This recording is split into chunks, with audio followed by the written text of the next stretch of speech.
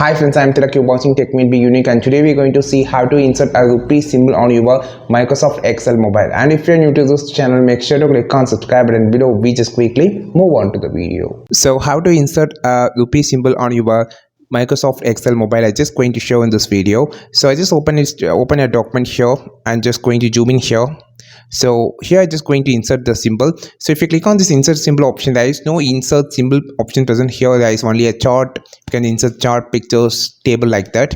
So use your keyboard as an alternative. Here just using my Google keyboard. You can just download it from the Play Store, or otherwise you can use your own keyboard. So click on this the number section on the bottom like this.